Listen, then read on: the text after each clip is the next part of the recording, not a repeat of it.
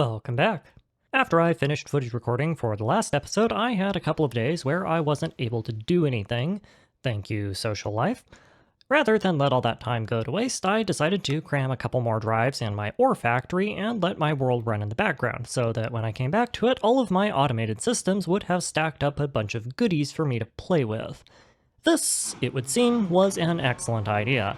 Not only do I now have 3 4K ME drives full of assorted refined and raw ores, when the system jammed, the mana backed up and got rerouted into my Terra Shatterer, which is now at max level. You know, for all the mining that I'm definitely going to be doing in the future. Not really sure what my plan was with that, but I've got one now. Hilariously, my node bullying campaign isn't even close to being done, despite having been running for the better part of 40 hours straight now, but the central node is strong enough for my purposes, so I think we can go ahead and caffeinate it up.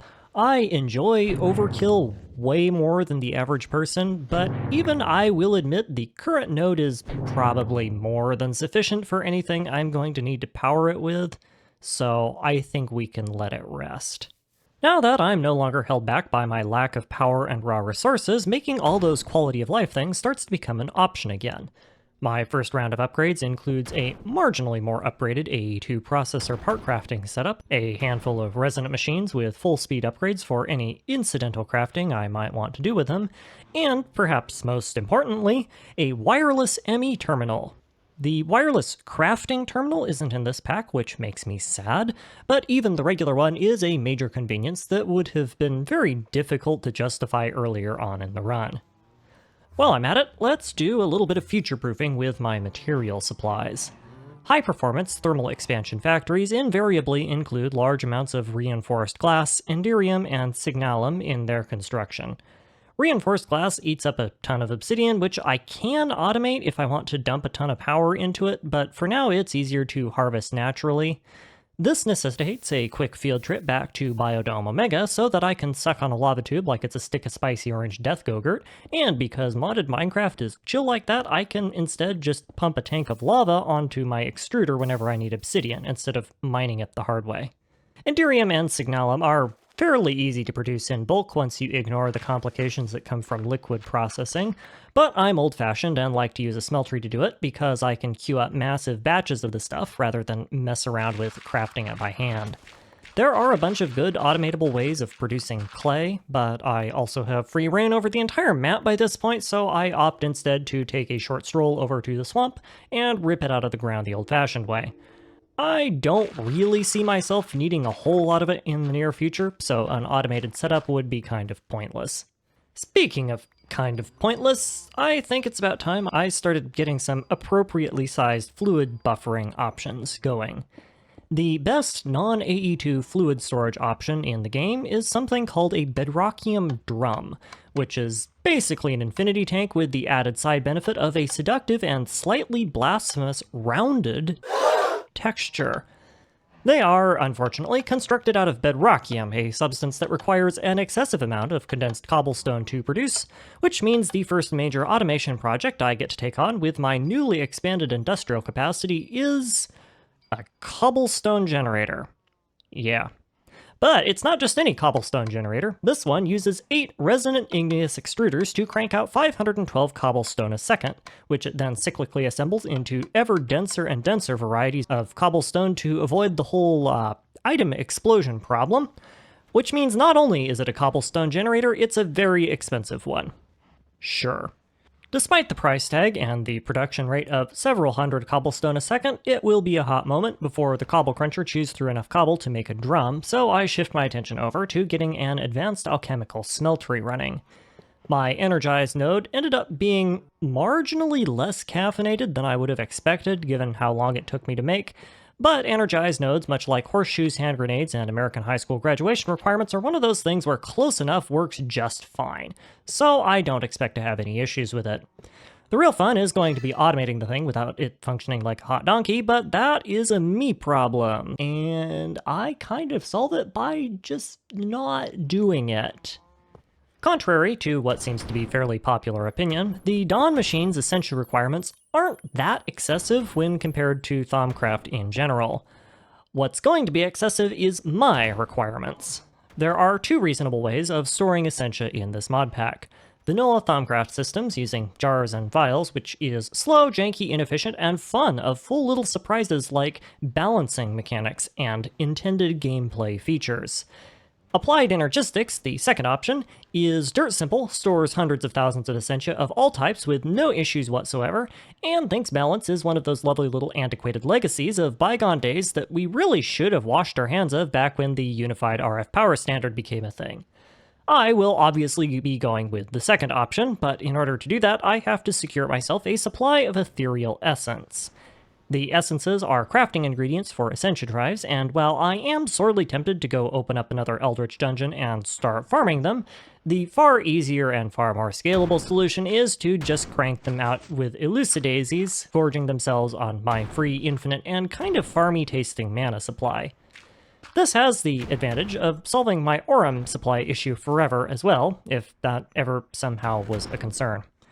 A2's Thumbcraft integration is super intuitive and operates well with the rest of the pack, so once the material shortage problem is solved, slapping on an Essentia branch of storage is as easy as adding another block of drives, slotting in my 6 shiny new Essentia drives, and sticking my Essentia import bus on a buffer connected to the smeltery. As far as I'm aware, there isn't a way to directly automate Essentia production bills like you can with items or fluids, but I can pretty easily get around this by either making a metric butt ton of the stuff and calling it good, or hooking up a level emitter to an export bus pointed at a setup that will dump things into the smeltery on repeat. As mentioned before, the Dawn machine is not that hungry, so I don't expect this to be a problem that's terribly relevant, but we will see.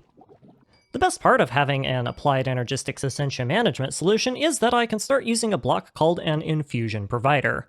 This is basically a tap that gives an infusion matrix access to the combined Essentia outputs of your entire ME system, and it means I no longer have to worry about all the nonsense that comes with providing jarred Essentia to infusion recipes. Just lob all the junk into the advanced alchemical furnace, start the recipe up, and eventually the system will cook down whatever you threw in and provide the Essentia automatically.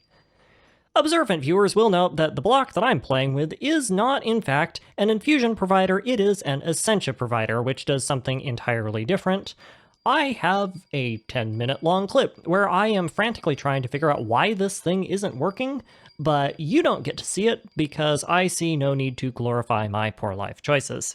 Speaking of poor life choices, you know what isn't one?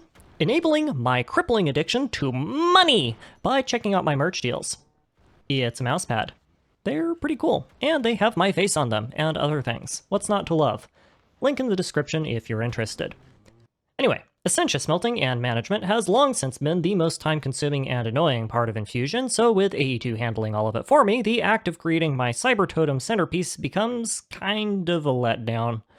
I compulsively overcraft everything when I make stuff as part of a trauma response to certain previous series, so I already have basically everything lying around pre-made, and once the totem is stuck on the altar, all that's left for me to do is to casually keep an eye on it to make sure I didn't forget to stock up on some weird variety of Essentia.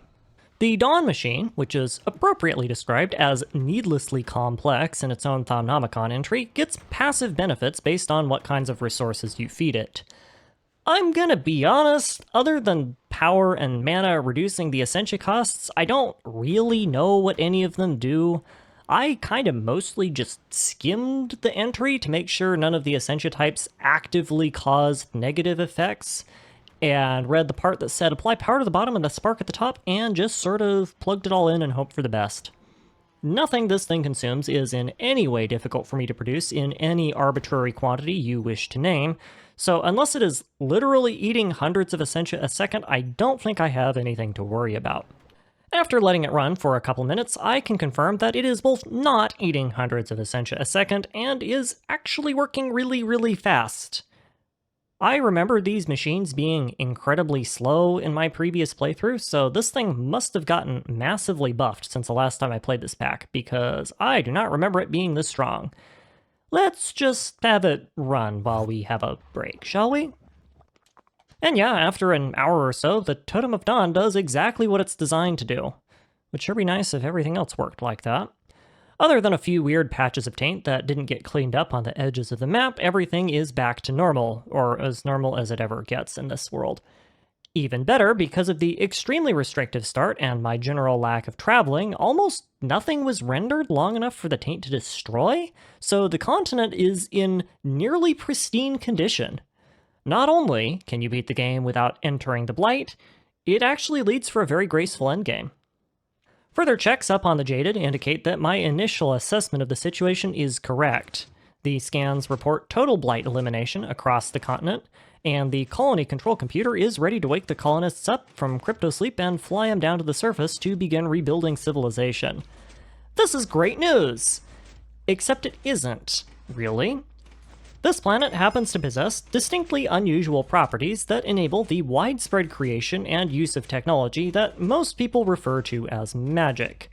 The continent-spanning blighted lifeform that I just finished purging was a symptom of a far deeper problem, in that this system of magic is not inherently friendly to those who work with it, and from my own experience, it is blindingly obvious that careless or uninformed use will put the world right back where it started.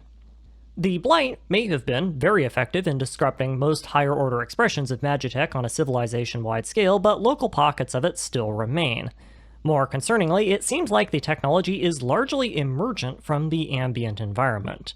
Deposits of concentrated magical crystals and magical metals permeate the crust of the planet, mobs drop unusual, magically charged resources, villagers seem quite happy to generate and sell magical implements through the usual mysterious mechanisms that they use, and magically inclined flora and fauna clearly evolved without any human involvement whatsoever.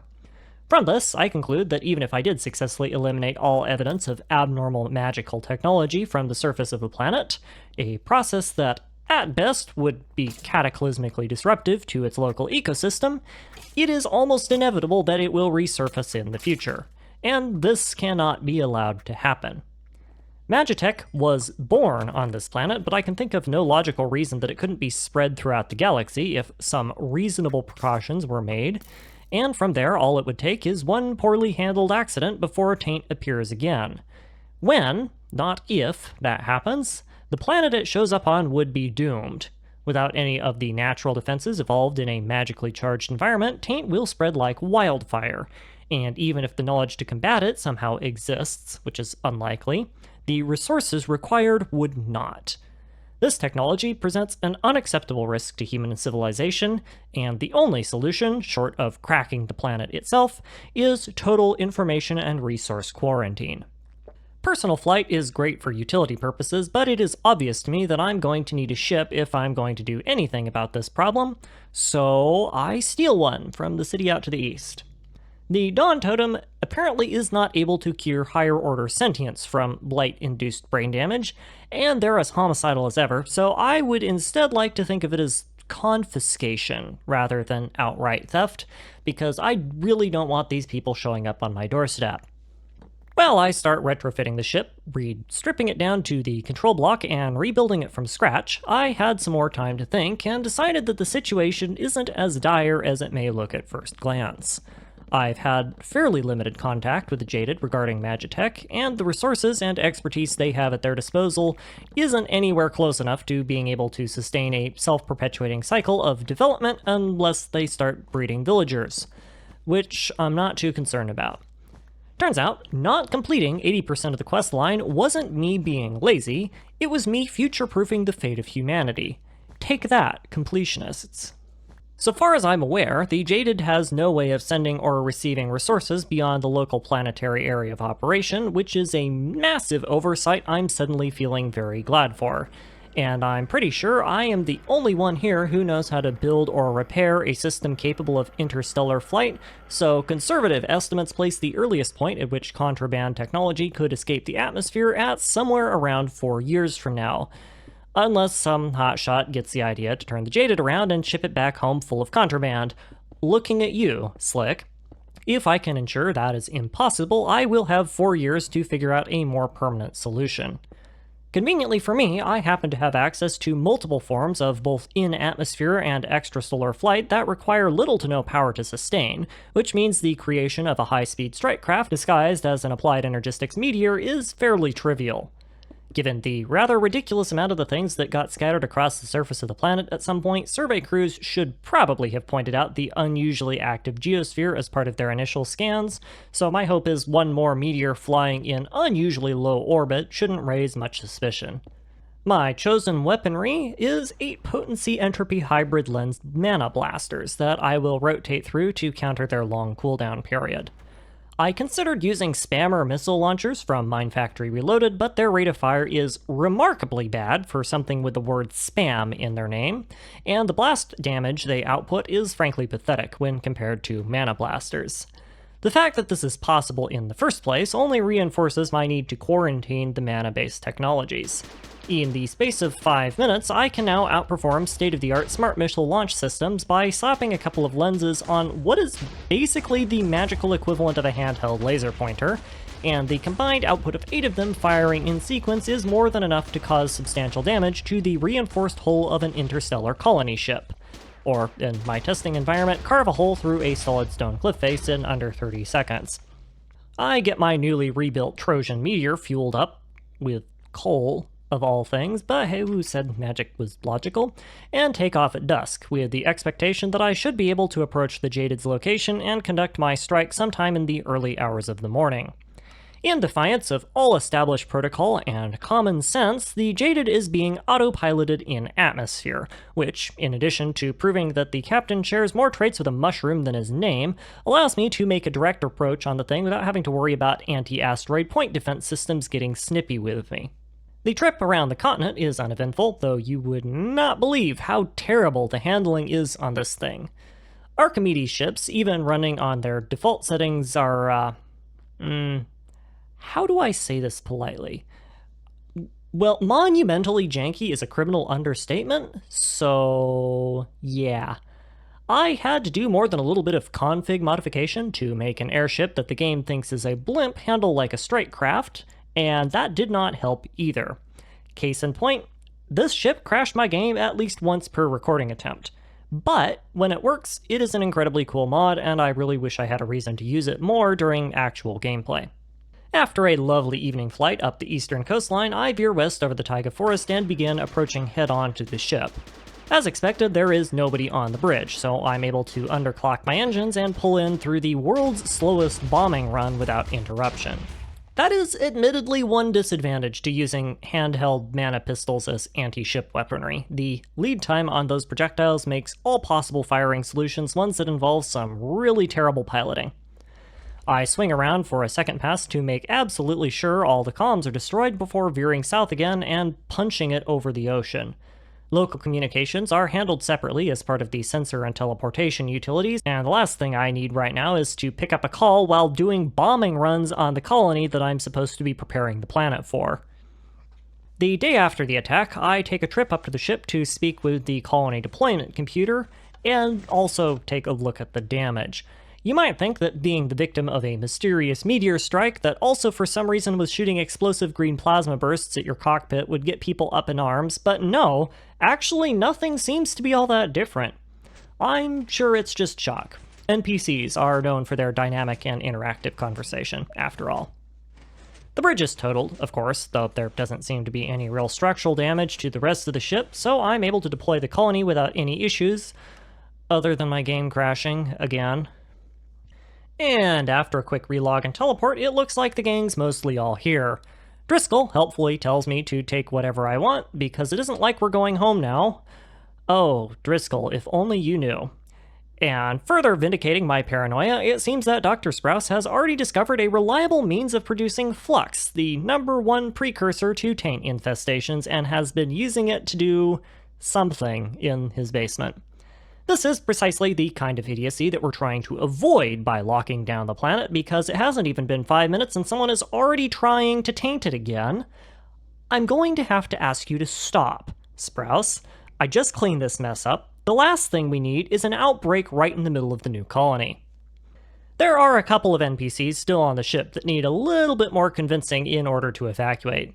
Shiitake continues to live up to his name and appears to have physically grown into his chair in the scanning room, and the entirely unflappable drop pod commander Mirabelle is still manning her station at the drop pods, despite there being a massive hole in the ceiling. But with the help of a random item I definitely legitimately found on the floor and did not spawn in using creative mode, I'm able to kick them both off and tell them to take a vacation down on the surface. After they've been evicted, I sabotage the teleportation system with the same perfectly legitimate and not at all cheated-in debug stick, which means the only remaining way anyone other than me has of accessing the ship is piloting the strike craft that I have parked on the runway outside my private floating island half a continent away from the colony, or spontaneously developing the ability to fly. Which I doubt will happen for a while because Sprouse doesn't have an infusion matrix yet. Now that the immediate extinction risk is taken care of, I need to start strategizing for the long term. Something that is immediately clear to me is that the Jaded must go.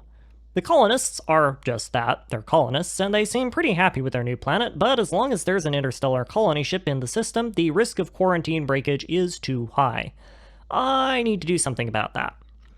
Unfortunately, cutting power to the engines and letting her sink into the ocean is not an option. Colony ships are built like bricks, and the ocean here is shallow enough that a particularly enterprising individual with a bucket can scuba dive in them just fine. I need a more permanent solution. Conveniently, a solution is provided by none other than Slick Slatterly, ostensibly here as an entrepreneur, but most likely here as a plant from homeworld corporations looking to get their businesses established on a promising new colony world. Slick here, as true to his name, monopolized most of the discretionary colony funding and has been attempting to exchange it with me for exotic metals ever since I discovered them. I never followed up with this, largely because I don't care about colony supplies, but what Slick does have, though, is a tunnel into Driscoll's basement, and Driscoll has nitro creeper spawn eggs. Like creepers, they drop gunpowder when killed, but unlike creepers, they drop a lot more gunpowder. Or maybe they just explode fast? I can't remember. Either way, they will be essential for the armed enforcement of my future continent-wide no-fly zone. Nitro creepers do have some complexities to manage, though, and the biggest one is that they have no good wrath cage spawning options. This happens a lot with modded mobs, so it isn't a big surprise, but it does mean I'm going to need mountains of mob essence to spawn them in with Mine Factory Reloaded. Which means I need to figure out my mob farm problem once and for all. The old design was not terribly functional, and that is a gross overstatement, so I rip it apart to make room for whatever is going to come after it. I obviously need to kill lots of mobs to get lots of mob essence. Duh. It is vastly more efficient to kill mobs using weapons with the education enchantment and collect the bonus XP orbs with sewers than it is to use mob grinders when you do this, so if at all possible, I want to get a manual kill farm design working. Happily enough, I have a secret weapon that can do just that in the form of Thermal Expansion's autonomous activators. In exchange for a microscopic sum of RF, autonomous activators do exactly what dynamism tablets do, but about 5,000% more reliably with way more finesse and control, in exchange for not quite as accurately emulating player interactions in certain contexts, but that is not something we care about here. Had I known that they were in this version of the game earlier, I would have definitely used them. They are excellent. The next question is, what am I going to feed into the farm? I need something that can self-sustain a wrath cage on its drops, has preferably a lot of XP, and also preferably doesn't have a whole lot of waste drops or essentia byproducts from the things that I'm going to be breaking down. To that end, the mob I select is the Humble Slime. Its special essentia type for the Wrath Cage is Limus, which slime balls are a pure source of, and slimes from Wrath Cages can spawn in all vanilla sizes, which means even without looting, the reaction should be more than self-sustaining. Even better, the slime splitting mechanic means I will be applying the education enchantment to multiple mobs per spawn, so it is absolutely perfect. And with a bit of flux duct wiring, the whole system takes off in glorious fashion. As with any of my designs, there are a few kinks to work out, and the first one is that sewage keeps getting into the appropriately named sewers and clogging up the pipes. And for some unfathomable reason, the recipe for extra utilities trash bins has been disabled, which just... why?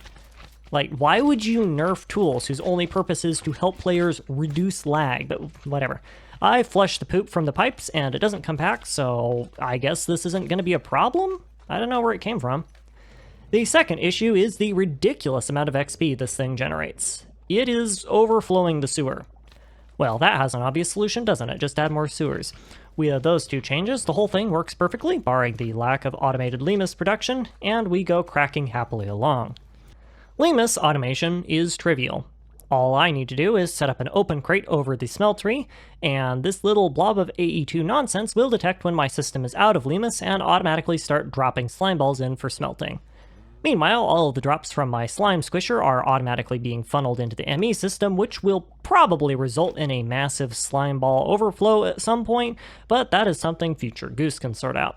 With that working, I can now produce all the mob essence I will never need for the low cost of basically nothing. With mob essence, power, and killing potential removed from consideration, the only limit to the number of mobs I can produce now is my imagination and sense of pragmatism. I have plenty of the former and none of the latter, and therefore conclude that 9 auto-spawners pumping out nitro creepers at full speed is both a safe thing to do and a good idea.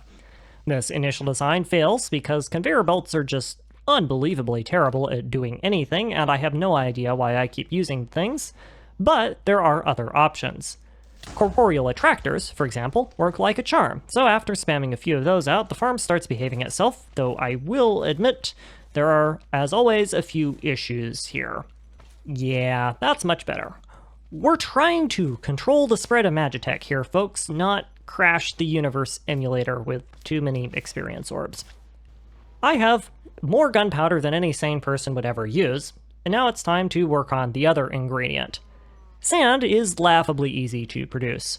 Cobblestone and a drop of mana on an alchemy catalyst produces sand in a 1-to-1 ratio, and I happen to be sitting on roughly 5 million cobblestone, so somehow I doubt sand production is going to be my limiting factor here. Even better, by combining TNT with some of my many spare slime balls, I can upgrade it to a Tinker's Construct explosive called SDX. SDX is intended to be used as a mining explosive, and as such has a 100% item drop rate, which is not useful exactly, but sure. But most importantly, it has a much more aggressive explosion radius, so it makes sense to upgrade it and get more bang for my buck that way. After a few more hours of AFKing to let my factories crank out resources, I am now the proud owner of roughly 2,700 cubic meters of explosive. This is a lot of explosive. Like, I'm reasonably certain this is enough explosive to make a college attempt at leveling the central mountain range. But I have better plans for it, so I hop in my interceptor and start taking a trip up north. My original plan was to use the TNT in large batteries to destroy any and all advanced magical technology on the surface of the planet, but stealing Slick's stolen spawn eggs reminded me that he sometimes makes offhand comments in his quest logs about how he has contacts on the homeworld, and I got to thinking. He clearly isn't using the ship comms to keep in touch with it. Well, actually, no. Now that I think about it, he could be doing exactly that, given that Captain Mushroomhead over here never leaves the scanning bay. But regardless, Slick has contact with the homeworld, and if he has contact, that means it is not entirely out of the question that he may have some way of remotely transporting things. Slick's contacts have only been interested in exotic metals so far, and with the teleporters down, the crew shouldn't have any way of getting back to the ship for illicit drop-offs, but I see no reason why either of those factors will remain that way indefinitely, and I frankly doubt Sprouse's ability to keep its mouth shut if he ever discovers flight, so it really is inevitable that access to the Jaded will open back up at some point. Well, inevitable unless I get rid of the Jaded, that is. Now you're probably wondering, just exactly how much high explosive does it take to vaporize an entire colony ship? The answer is I don't know. What I do know is that by the time I'm done with it, the Jaded has increased its volume by a good 10%, and looks a bit like a stuffed turkey filled with sticks of dynamite. My basic philosophy here was if there's a spot to place SDX, place a stack of it, and that principle resulted in every single flat surface in the ship being completely covered with this stuff. The inside of the ship is not much better. Those hallways are absolutely decked, and all of this stuff may be green, but it sure ain't holly. The reactor room is now substantially more reactive, but it isn't going to be producing power for much longer. It's also around this point that I gave up placing SDX by hand and just started using a builder's wand. The phrase, "a little dab will do you," does not apply to wiring a ship for detonation. The drop pod room, well, the only thing it's going to be dropping is bombs, and this time not of the profane kind, but you get the idea. I've sort of lost track of how much SCDX I put on the Jaded at this point because I had to go back and make another batch, but 5,000 to 6,000 blocks of the stuff would not be an unreasonable estimate. If this ship had gills, it would be leaking out of them right now.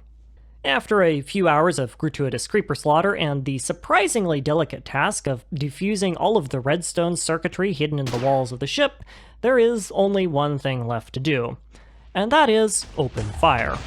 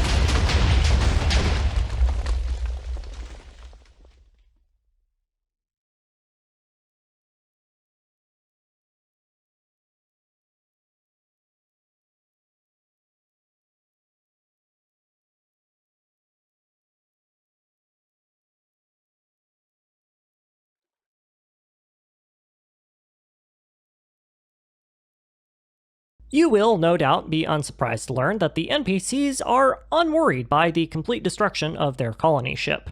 A lesser individual would point out that this is perhaps due to the fact that the last 2/3 of the episode have been entirely comprised of me trying to create a lore-accurate justification for the automation and mass production of high explosives and the nuking of the world spawn from orbit, and that it is unrealistic to expect the pack author to program in a in-game contingency for that.